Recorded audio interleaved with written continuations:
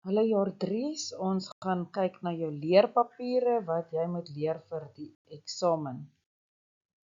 Eerste gedeelte, in jou vraestel gaan afdeling A wees, waar jy 'n begripstoets kry.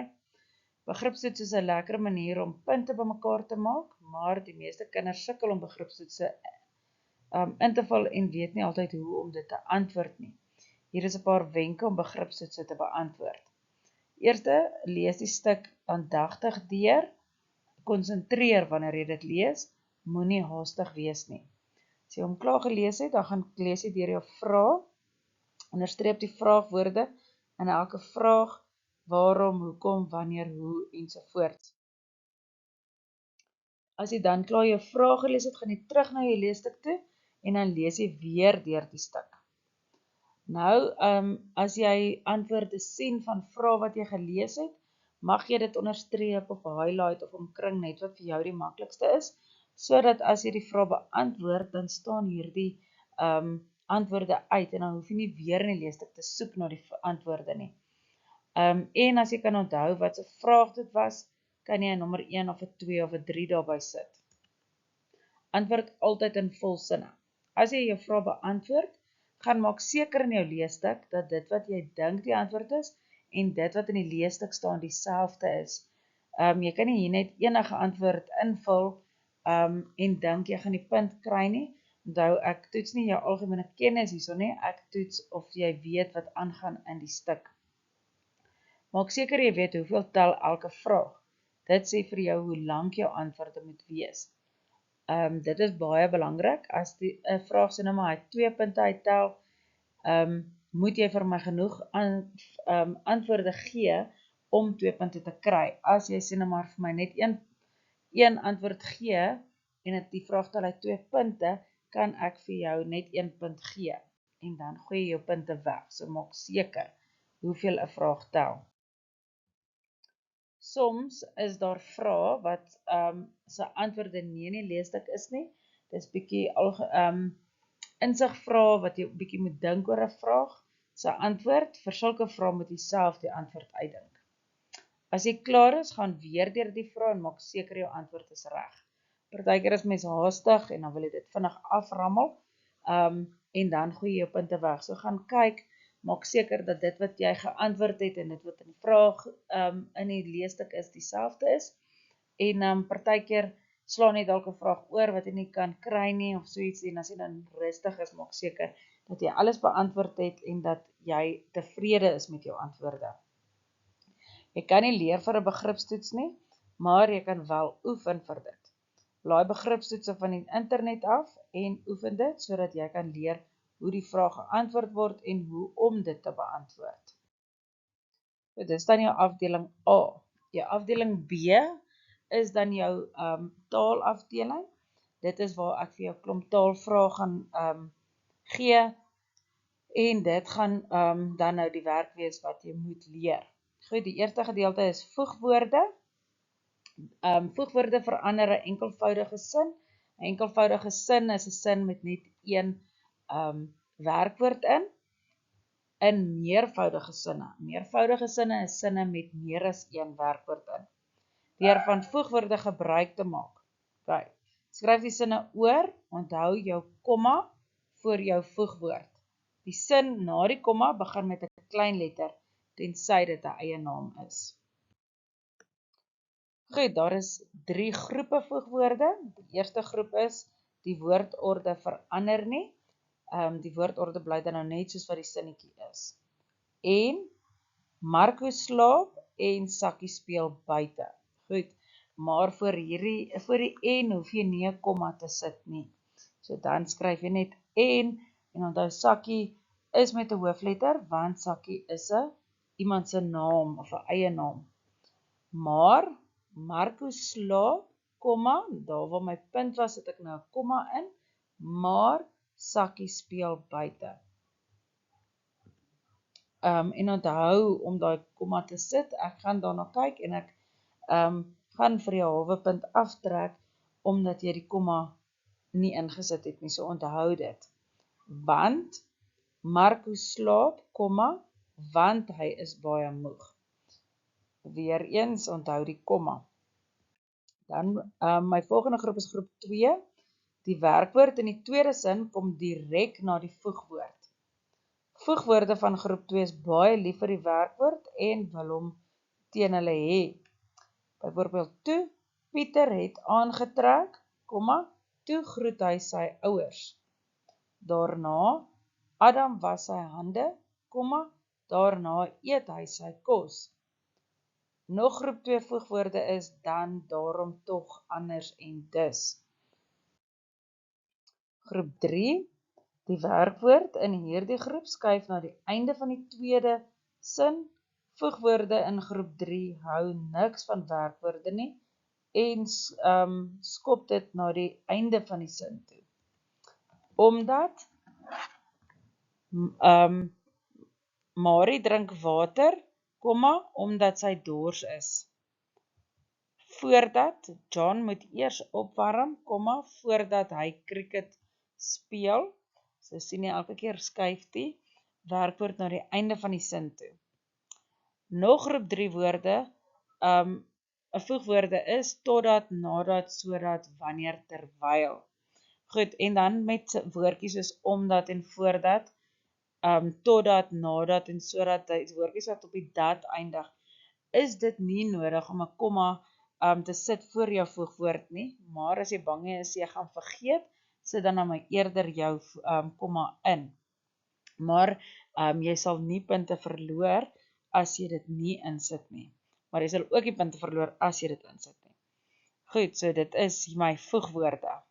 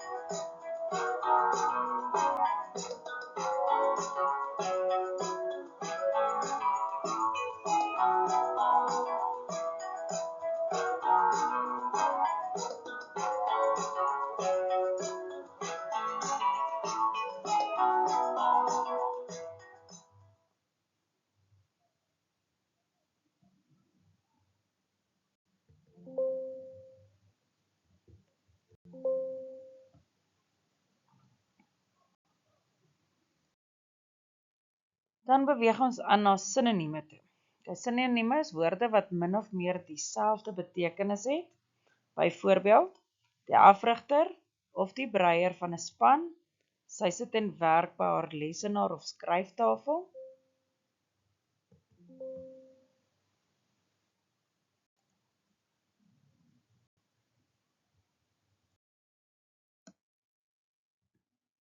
Voorbeelde van sinonieme.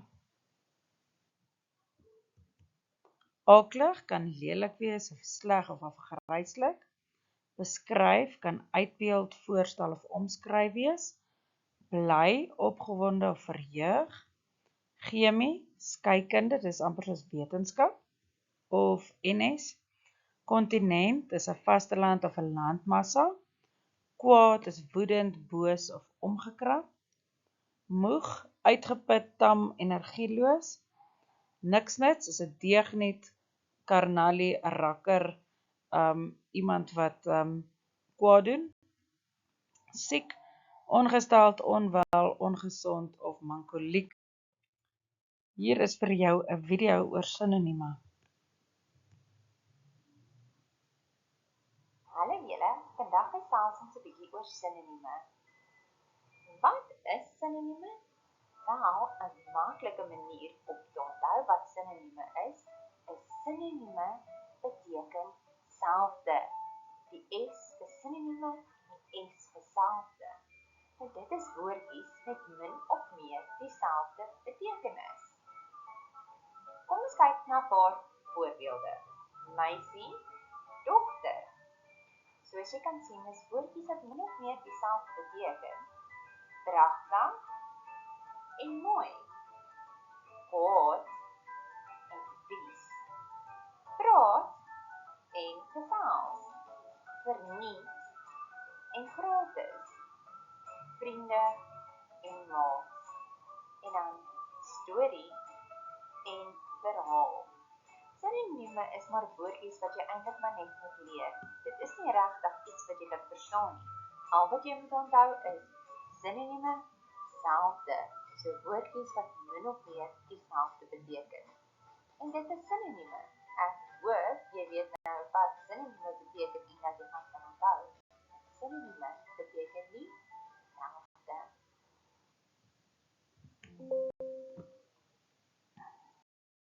Die volgende afdeling wat jy moet leer is ontkenning, die negatief.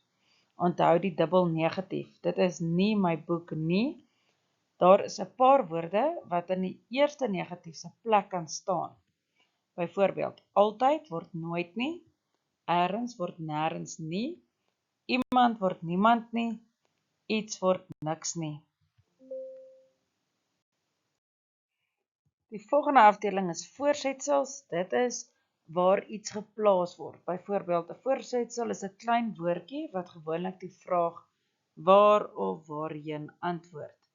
OK, ma hen sit op die nes, die boom staan langs die huis, nie voor die huis nie, hy klim met die trappe op, sy skop die eier uit die nes, die stoel staan onder die tafel, die skildery hang teen die muur. Okay, die volgende voorsetsels moet jy maar leer. Dis per ongeluk, wys op foute, op skool, om 10:00, trots op, getroud met, verlief op, praat met, jaloers op, gaan met vakansie, in plaas van, sit aan tafel, lief vir, ly aan 'n siekte, kwaad vir, klop aan, moeg vir, neem deel aan, bang vir, bly by, per trein, kuier by, te voet, spring oor, kyk na, met behulp van, luister na, verloof aan, verkies tee bo koffie, per e-pos of self. Hier is 'n voorsetsels video.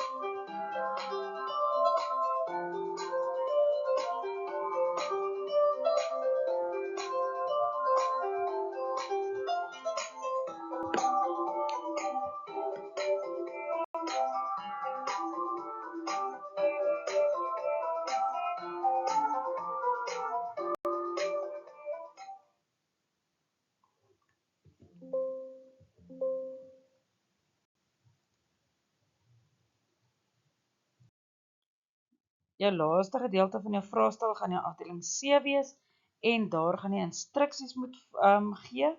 Jy gaan vir iemand instruksies moet gee wat hy of sy moet volg. Hier is vir jou verduideliking van instruksies.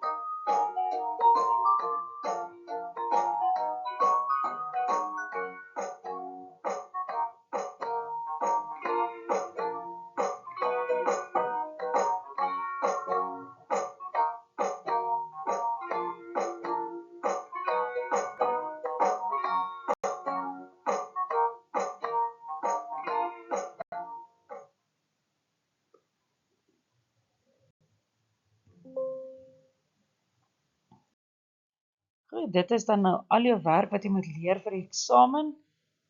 Lekker leer, sterkte vir die eksamen, onthou om rustig te wees en dan moet jy 'n lekker vakansie hou.